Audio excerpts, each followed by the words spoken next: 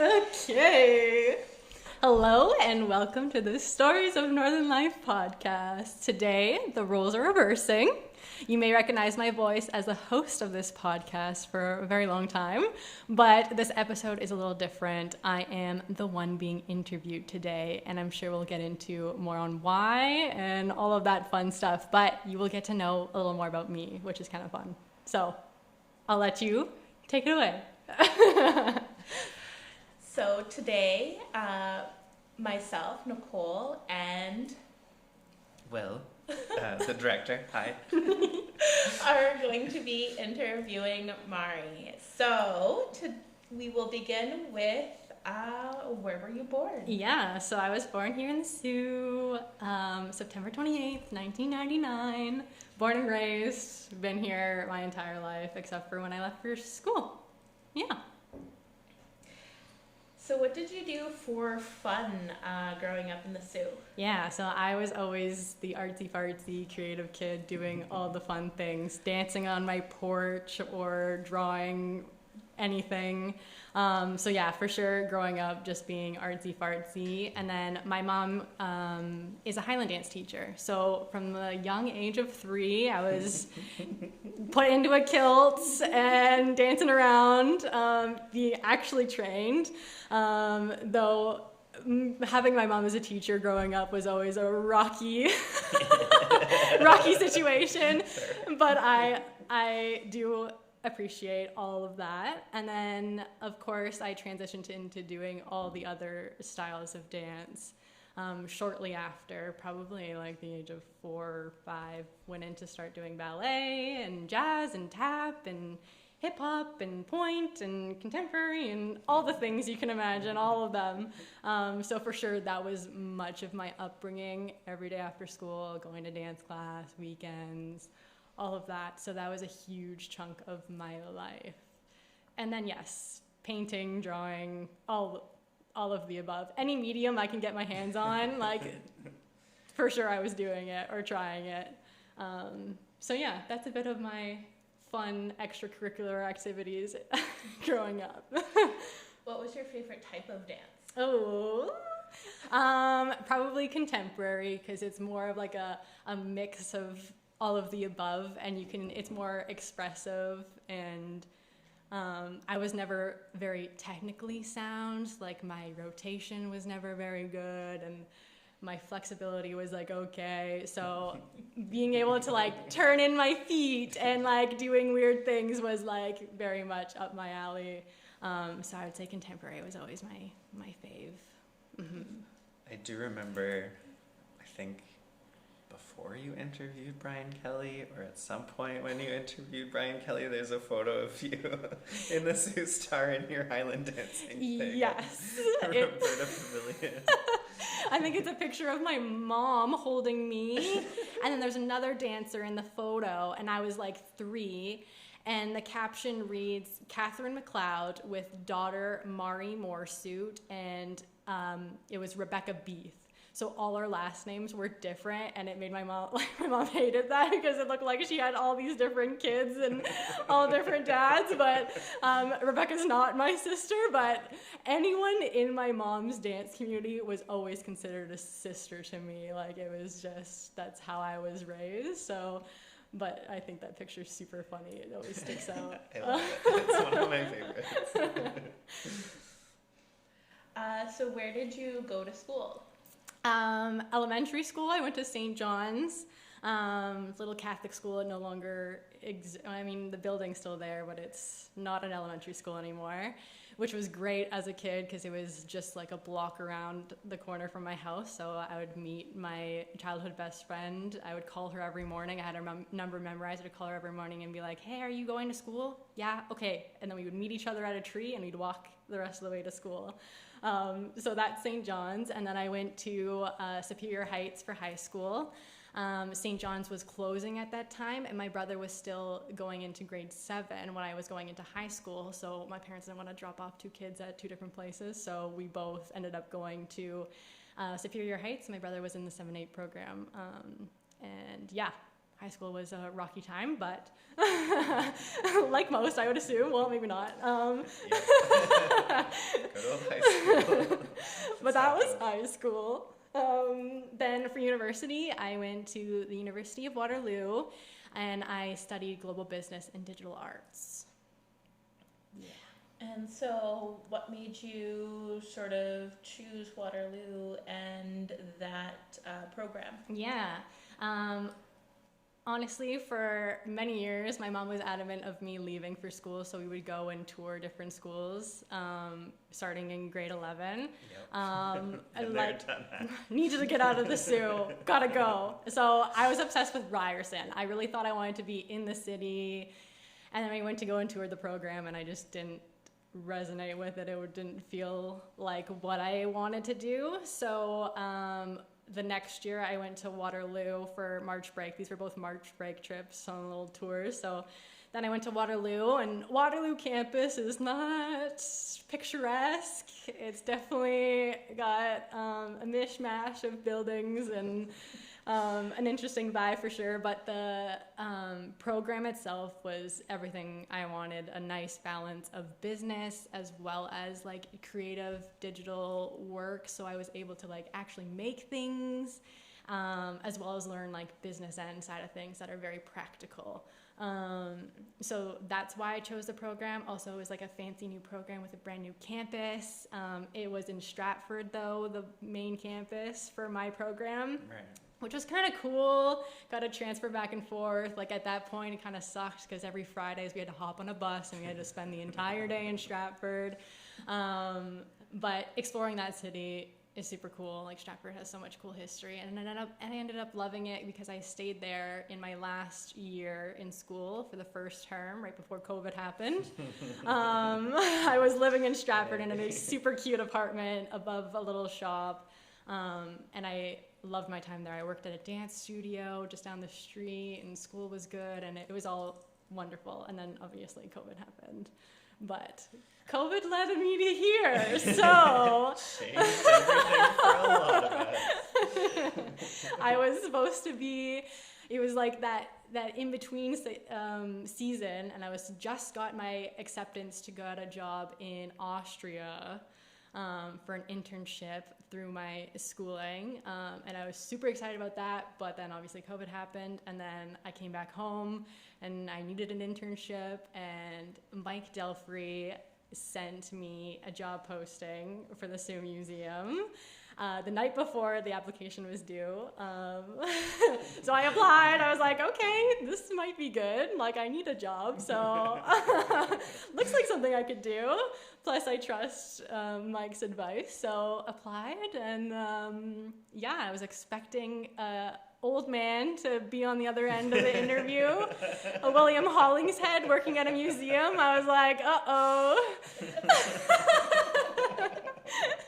And there was Will, and it was perfect. Short and sweet interview, and I remember I went out to a camp with my mom, and I remember getting the call and being super excited that I was going to be joining the museum that summer, and that was June 2020.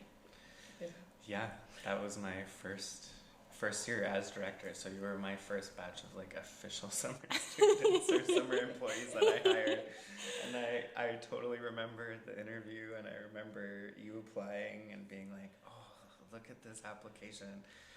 Good thing she got in right on time so I can actually interview her, because I think she'll be great. And yeah, just so happy that it worked out that way. Yeah. So, like, when you started, like, what were your first impressions of the museum? Let me like jump in really quick here, also to just quickly interject. I often get that I'm an old man because of my name, and people get very surprised when they come to meet me. So I am not. I'm 33. Let's clear that up. And also just like the role as like curator and director of a museum, you're sort of already expecting someone older. Yeah, exactly. So that might have been an impression as well. So just to clear that up if you're listening. Yes, definitely pleasantly surprised that it's a young community over here. Yeah. Okay, so first impressions. I don't know. So long ago now. Right? 4 years. 4 years ago. I feel like I knew right off the bat it would be like a very open and welcoming environment. Like you walk into this place and you know, like it's just the vibes of the building and like the people right off the bat. I mean, Will is like I don't even know like how to describe like the best, literally the kindest, gentlest human. Yeah, great welcoming. And I remember my first day walking in, there was 2 other summer students along with me. So that was a nice way to like join in because we took the tour all together and we were kind of like, it was like the new kids like showing up to Kids the from the block. getting a little rundown and being like, hi, my name's Mairi. Yes. And then I remember, I think it was like a few days into when I arrived, you rolled in and I remember that and you just were like shy and I remember saying hi and it was like pretty much it. That was the conversation. And then soon after we became like this. Can't shut us up. Yep. We don't even have to speak to each other. We understand each other's language or like say like broken English. Yep. And we're just on the same wavelength, so. What are the other summer student that year? Oh, yes, that'll be Nick. That's my boyfriend. So, I mean, the museum's been pretty good to me. Love blossomed in these walls. It's a good thing we don't have like an HR department up in here. That's also me. You let things slide. We never had a conversation about it. They were very professional in the workplace. Good. But I knew there was some love happening. I could see the twinkle in their eyes. Funny. Yeah. So, did you have like an interest in history before you started?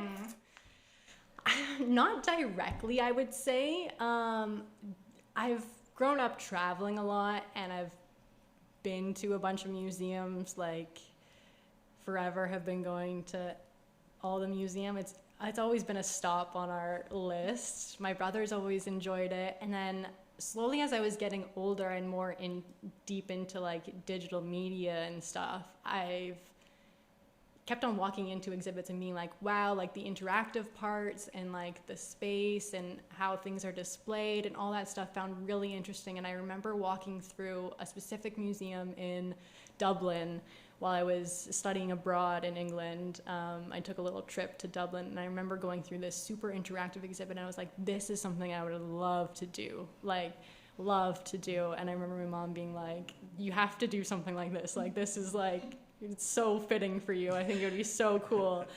And oddly enough, it came around and I never really saw myself working in a museum.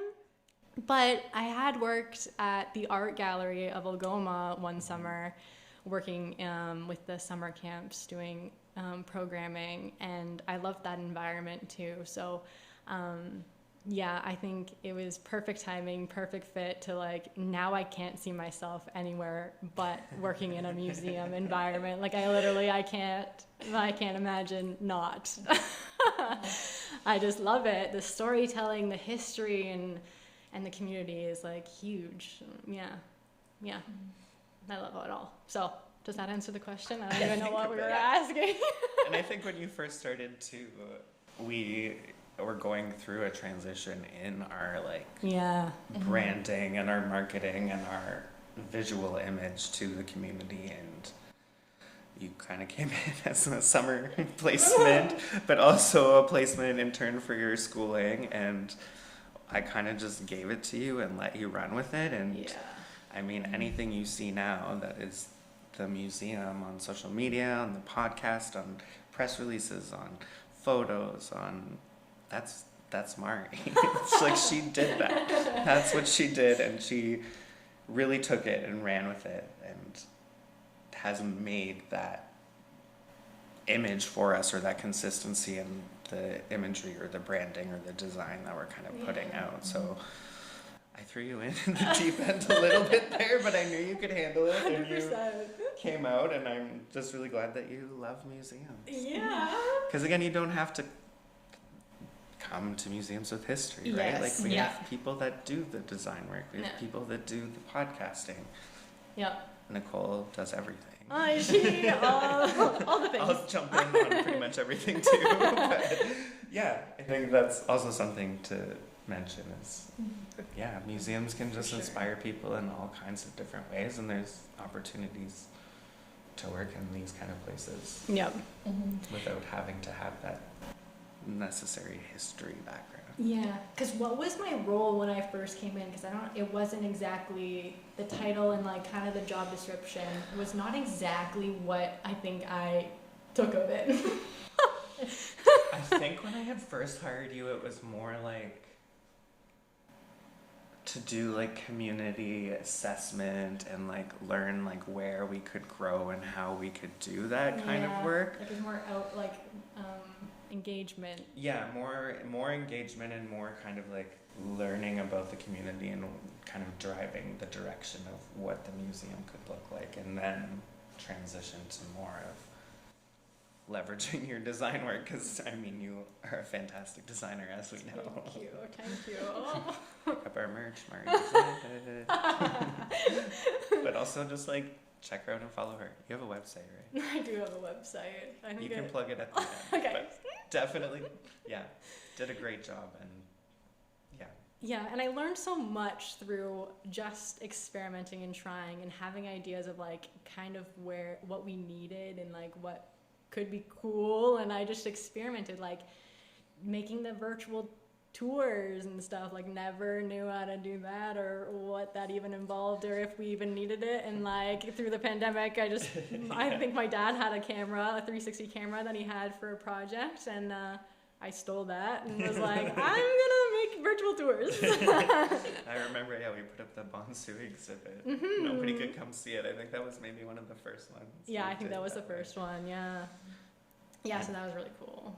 And setting up and basically establishing a podcast and hosting it and coming up with the content, and like again kind of threw you into the deep end there a little bit, but because we had a summer like a contract small term position just to like launch kind of this play with our audio history, audio visual, see where we could expand in that way, and then I was like, can I take it over? Yes, please. And we're now at like, I don't even know how many episodes, over 100. Over 100, yeah. Probably 120, 100. Something like that. Yeah. So, yeah. Here we are. Like, and I should mention that, like, I am not the most, I'm always like, not very great with communication, not very good with speaking with people, asking questions. So this has been super out of my comfort zone, but I've grown so much out of this and appreciate this project so much and see so much value in it, and I loved being a part of it, and it's helped me grow so much. Like, I'm a different human because of this place, 100%. Oh. And like, how has like working here also like helped your like design career too? Huge. I mean, like, it's through projects that I think we grow the most as designers, and like being able to like have different clients and try new things and build upon that. And I mean, I've been able, like, literally I came in here and we didn't really have much branding, like the files were missing, and like so I was literally able to like start from scratch and build anything and everything, and I've been able to try and do everything. So I've been able to dabble in obviously branding and social media design and like marketing, the panels in the building, and exhibit design, like literally putting together a whole exhibit, picking colors for the walls, and how is that going to match with the artifacts, and blah blah blah, the flooring that already exists, and making interactive like exhibits and worksheets for kids, and it's so much more than design. It's like research and thinking and like user experience. How are they like going to interact with things? How is the public going to interact with our videos and podcast episodes and whatever? So it's definitely a bit of like, I would say like psych, like how people think and learning about our community, let alone the history. Like, oh my gosh, I came in here knowing nothing about, like, really nothing about Sault Ste. Marie, and now I can spit out all the facts and I love talking about it. And it's taken me 4 years to get here, but like I'm taking my notebooks. I literally, every time I go to the thrift store, I like pick up a new Sault Ste. Marie like history book or something and taking those with me. And Will just gave me a book on like Canada history, so those are gonna go with me, and I can be the fun facts person forever. The new ambassador of Sault Ste. Marie. Forget Ponsu. We have Mairi. Literally, I love it. I love it. I love it so much. So, what is your plan moving forward? Tee. That's what brings us here today. Yeah. So I applied to do my master's, and I got accepted. So the program is at the University of Arkansas with the School of Art, and it is a Master's of Communication Design. Only 6 people get in per year. I had to do a stupid application. It was so big. It took me months to do. And tuition is funded, so it's fully funded by Alice Walton. Like she's like our little secret funder, so that's pretty cool. A little Walmart family. Walmart is from that area, so they heavily fund that specific area, and Alice Walton is like a huge patron of the arts. So anyway, she's funding my tuition, so gonna be shopping at Walmart from here on out. Don't they have the Walmart Museum there? Yes, too? they do have a Walmart museum. Maybe I'll get a internship that's there. Where you'll work next. Yes. They also, Alice Walton has this beautiful, beautiful state-of-the-art museum there. It's called Crystal Bridges. It was designed by that architect that did like the Expo 67 building, the Habitat, the one with the big square blocks, and I think like the Singapore airport, like huge famous architect, I forget his name. Anyway, he designed that building. It's beautiful. It's her personal collection, and it's like free to the public. It's incredible. It's a beautiful place. So like maybe a little internship there wouldn't hurt. Get some choices. Thanks, Walmart. Thanks, Walmart. And then maybe bring that knowledge I gain and dabble it back in the museum, you know? But yeah, so that's kind of the plan moving forward. And Nick, boyfriend, who used to work at the museum, he also lives there. So he moved there just a year, I guess, ago. So I'll be moving down there. That's what's happening. Unfortunately, I literally haven't stopped crying about it and holding back the tears, but I think we'll be able to make it through this episode without any, hopefully. I got some Kleenex.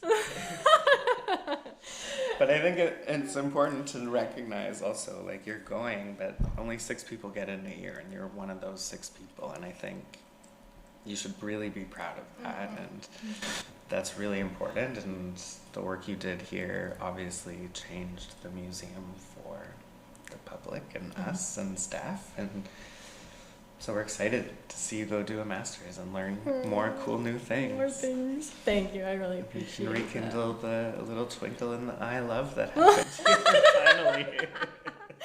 Yes, finally. It's only been, what, a long time. Yes. So now we're getting into the ones here. It's like, what are your favorite memories of the museum? I don't there's know. lots. There's too many.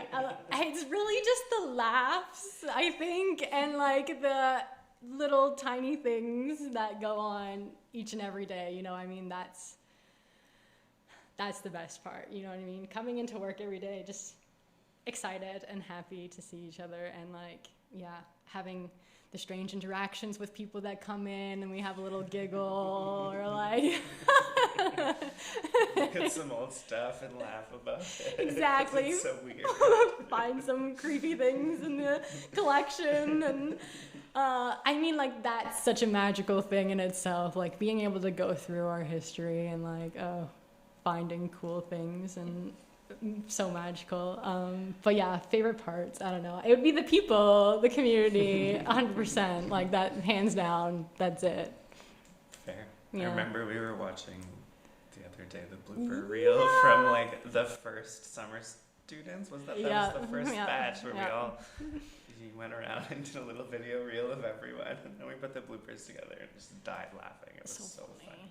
Yeah, just the audio in the background of me videoing it, and like the shenanigans that actually go on day to day. Trying to get in the door, can't unlock it. The keys, I swear, the keys here, they work specifically on different doors. Like if I use Nicole's key, it likes certain doors, not my key. Like, and some of them go reverse, some of them go the other way. And like me, still to this day, I've gotten better, but like still I'm like going back and forth. I like unlock it, lock it, lock it, unlock it. Okay, we got it. We're in. We made it in Finally. I'll have to link that video in the show notes. It's a good one. Definitely go back and watch that. It's a really good one. What are your favorite designs or design that you created? It would be probably all the illustrations. Is huge, and like keep on being repurposed into different forms. So during COVID, the lockdowns, I was in my room drawing all these historic buildings, literally in my room, in my bed, just doodling these historic spots. And that became a coloring book eventually. With little handwritten history facts beside each one. And then we later repurposed. We were like, I think we need some merch up in here finally. Yeah. So use what I had already and repurpose that into what is our sweaters and crew necks and tote bags. And I love that design, and I've gotten lots of comments in the community about it. I'm even doing a commission for McDougall Energy right now because they saw the museum one and they like loved it. So now they want some and they're all raving about it. So that's kind of cool to see. Yeah. And like also the continuation of like sharing that history, because that whole purpose of that project is to bring out their history of, it's their 75th anniversary. So I love that message of like sharing and preserving history is like at the forefront. So like that's super cool to see. And that's really like I was like, that was the good intention behind the project, is just sharing and preserving. And yeah, yes. So I think that would be my favorite. And it's so good. It turned out so good. Oh, I'm glad. Like we said, we have coloring books that they're fantastic, and the sweaters and the merch and the buttons and the postcards and the on and the bottles, the stickers, the Star Wars stickers, you name it. So, and it's so cool for me to see something that I actually made in like physical form. Like that's pretty much the first time I've ever seen anything in like physical form. So that's pretty cool for me. Yeah.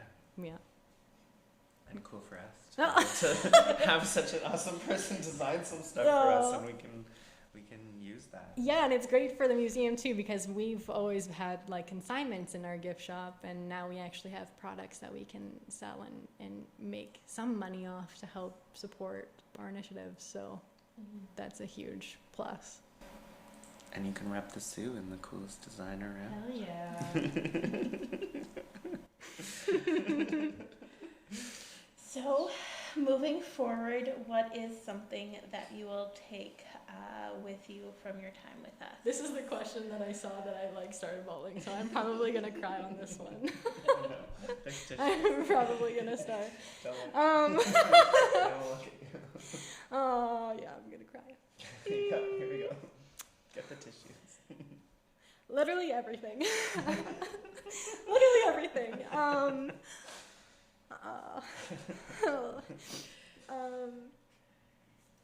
First would be the people. Each and every one of them I've taken something from. They all leave a mark on me, for sure. They all mean so much to me. I can't. I really can't.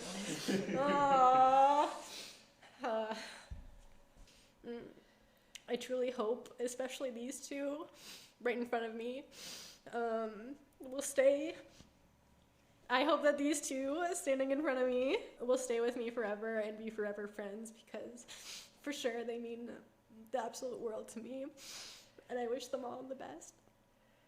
And I hope they'd let me come back and bother them and do more podcast episodes and make them more designs and tell them to put it in their gift shop. Well, I don't think you have to worry about that at all, because we'll always be your friends. And you always have space here in a home, so don't even worry about that. This place is literally my home.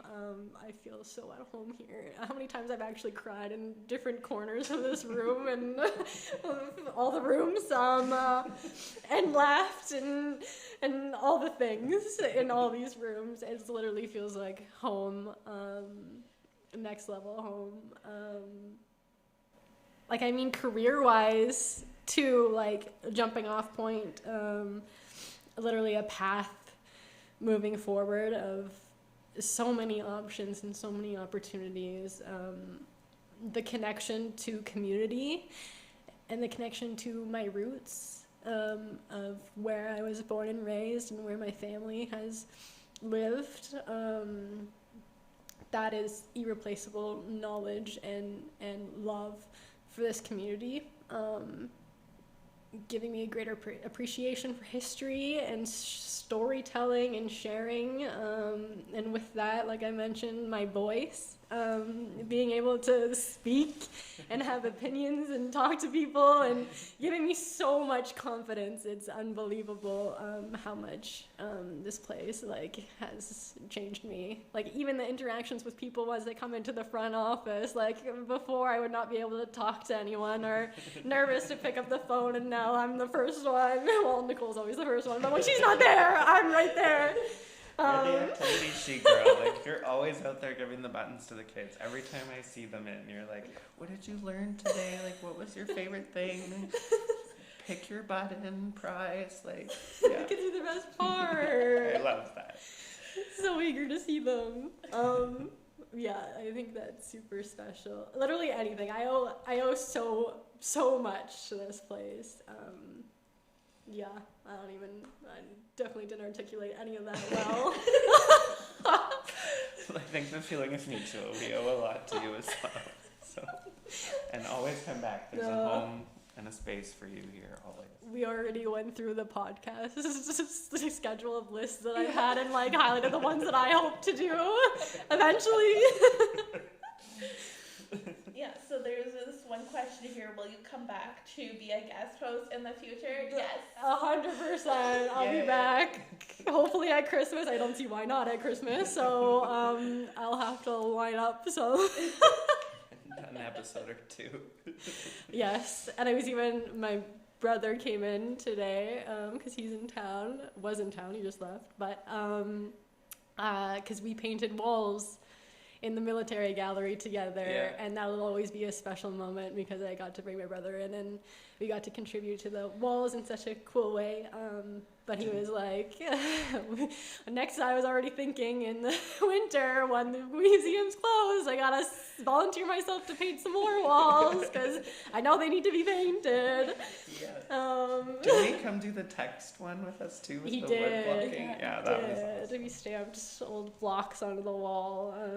So that's really special that I've gotten to bring my family and friends into this place as well and share that love. And yeah, I even brought a friend from university, and he came up to visit, and he worked at Listowel Railway Museum. I forget the name. I think that's something close to what it's called. And got to share kind of how we operate and some of our archival systems. And we went into our basement, and one of our storage units that we implemented, he was like, oh my gosh, that's perfect. And he went back to his museum and implemented the same thing. So it's super cool to be able to like share not only like the history and love for the Sioux, but also like the background of like how to operate and how to share what knowledge we have to help preserve history, not only in Sault Ste. Marie, but like beyond, and capture more stories. So.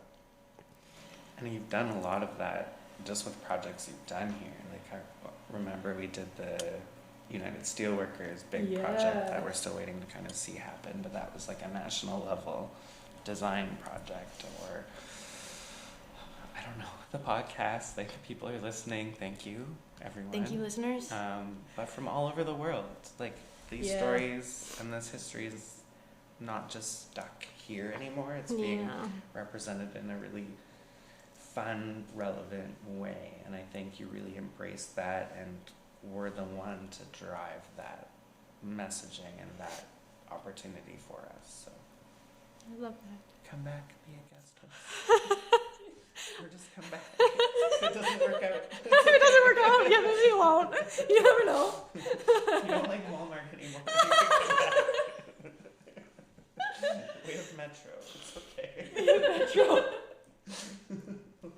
I mean, I'm also just a video chat, Zoom call away, so if you do need someone to have on, I'll be around. We'll just have to Zoom you in or chat you in for fun. Yeah. Every couple of days Any in day. the front office. Any day. Catch you up on the tea. Exactly. So much goes on each day. You don't realize the museum is wild, people. It really is. Like, I don't think anyone realized how much work goes on each day in this place. Like, how much reorganizing and, like, reconfiguring and sharing and figuring out and rediscovering. There's so much going on day to day. It's unbelievable. Like, you would never think walking past this building. And just, like, I think, expectation of what museums are. Like, it's so underrated what actually goes on. Yep. So I guess going off of that, what are some words of advice for anyone wanting to pursue this type of work but not familiar with the opportunities available at museums or even like within the cultural sector? Because sort of Will and I both come from museum backgrounds, so we sort of know, but what about like for those that don't have that museum background? Yeah. Good question. I feel like I came into it like kind of, I don't know how to... Nervous. Apprehensive. Thinking I was an 80-year-old man. An 80-year-old man. We were going to use Publisher for the rest of our days. But honestly, I was like, what am I even going to be doing in this place? Like... But yeah, I think just showing up and like... any advice I think would be just going and doing and like diving into your community in any way you can, like even if that's creating videos, not working for the establishments, but like creating videos or content for the places, arts and culture sites or initiatives, helping, like reaching out. Like we're all non-profits for the most part, like any help is good, and like just an opportunity to experience and try is huge for growth, and obviously growth for the community is huge, and you never know where that's going to lead you. I would say just like dive right in to any opportunity and experience, and yeah, go with open minds for sure. Like I think me not expecting much, but like only the like slight assumption that Will would be an old man. That's all I remember having and being like, this is the best option I got right now, so let's go for it, and making the most out of it, right? Like I came in here being like, okay, this is the skill set I have. This is kind of like an open field, which most, I would say, arts and culture places are, especially in smaller communities like this. Yeah. You can go in and make whatever you want out of it, and find people that are eager to expand and grow like the community here at the museum. I think that's the people you want to find. if that makes sense. Yeah, surround yourself with the people that you want to be with. Exactly. And I think your openness to just jumping in and doing all that was paramount as well for like where we've gotten to. Like you weren't resistant or like, really anything I kind of gave you and like design me a new rack cart, and you're like, okay, I'll take the challenge and let's make it look really cool and fun, and do you like this? And yes, I do. I love it. Actually, it's not what I thought, and it's better than what I thought. So yeah, I think that's an important thing too. Just come in and be willing to listen and talk and be you and do your work. Yeah, and find like the little gaps and things that are needed and how you can fill that gap, I think is huge too. Yeah. That's my advice. Patented. I don't know if that's useful, but be you, be awesome. Be you, be awesome. And do awesome things. Yep. Any last words before we, or as you move on, you know? Yeah, I would say this place is my home, and I hope other people get to experience it and cherish it like their home too, if that makes sense. I hope more people come and like experience the museum and let it become their third space, and because it is such a community center and it should be a community hub for so many things, and it already is, and it's already expanding, and I just hope more people can come and experience that, not necessarily even physically, but like joining our online community, experiencing the podcast, our socials, and helping build that as well as like expand it. I think, yeah. Which then brings you somewhere into the next question.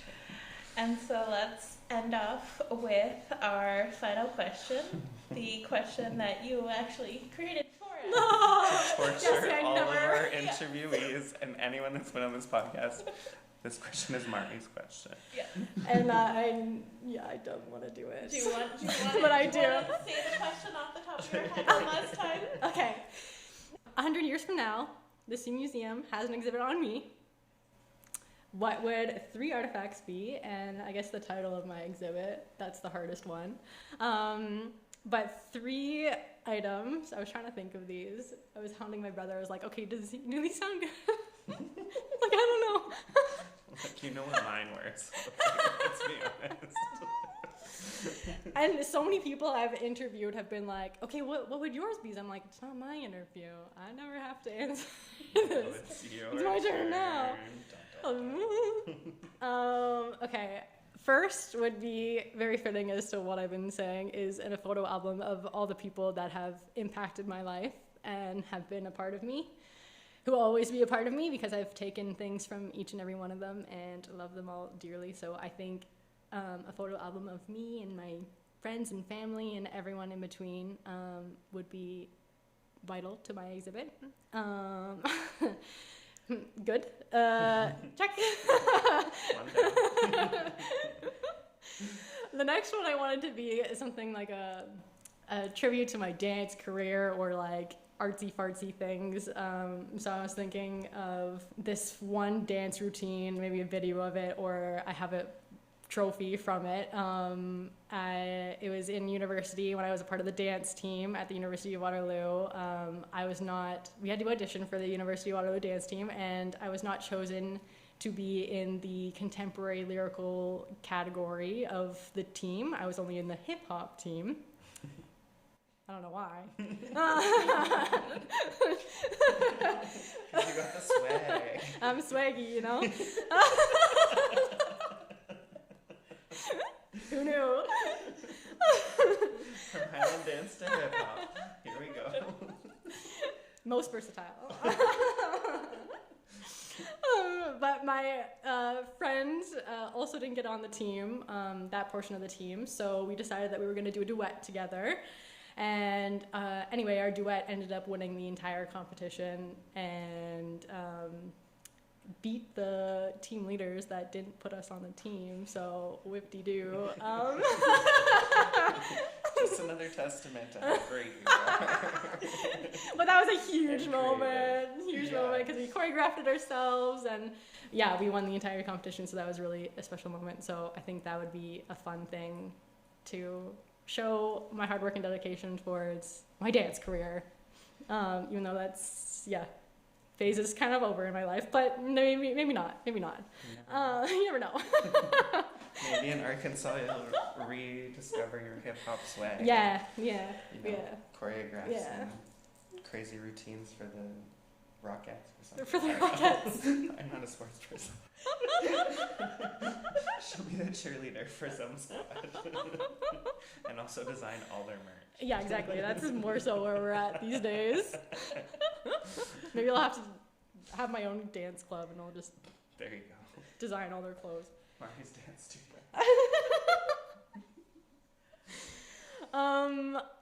And then lastly, I was thinking I just started a patch jacket with all these patches on it of all the places that I've traveled to. So I think that would be a cool thing in 100 years from now, just be covered in patches of like all the adventures and experiences and all the things. So I think that would be a super cool thing to have an exhibit. And you'll have to do like an interactive thing on each patch. Exactly, where, like the locations are digitally or something. Exactly. My brother was like, you have to title it Designed by Mari, or like because the exhibit would already be laid out. I would have had it all planned. You just handed it over and be like, okay, in 100 years after I die, this is what I want. If Liam's around still, he'll come paint the walls. Exactly. He'll paint the walls, stick the pictures up on the wall, blow his face up the biggest. Yes. And if you don't know, that's who does our beautiful music intro for the show. Yeah. And he's part of Hollingshead. You might have heard him on an interview before. Yeah. So we love the Mairi family. Yeah, I wrote my whole family into being in this space. My mom, the Highland Dance Studio, runs out of the museum. Yep. Brought my dad in. He didn't want to be on the podcast. My mom has been on the podcast. My Nono has been on the podcast. He's been in videos that we've done. He is the face of On the Spot. Literally, go on their website. You'll see his face right when you pop on the loading screen. So I made sure my family has been. My Nona is the first one to like a post or like tell me about a post. I always see her come up right away. She always tells me whenever I go over, did you see the post at the museum? I was like, Nona, I made the post. Of course I've seen it. I have to go over this every time. Of course I've seen it. You have an event coming up? I'm like, yes. This is why I haven't come over for dinner on this night, because I was at the museum. Yes. Family loves this place. Extension of me, like I said, literally. Extension of me and my family is this place. So, forever grateful. Last words, forever grateful. No. Yeah. It's not goodbye yet. We're not doing it. Have you been to your local museum lately? Visit us at the Sault Ste. Marie Museum, located in downtown Sault Ste. Marie, the one with the big clock tower on the top. Our hours of operation are 10 a.m. to 4 p.m. Tuesday to Saturday. We have 3 floors of exhibits that we constantly work on updating. The whole family is welcome, as we have activity sheets and scavenger hunts with prizes for every kiddo, a discovery gallery full of hands-on learning, and more interactive elements scattered throughout the museum. And don't forget to come say hi and let us know you're a listener of the podcast.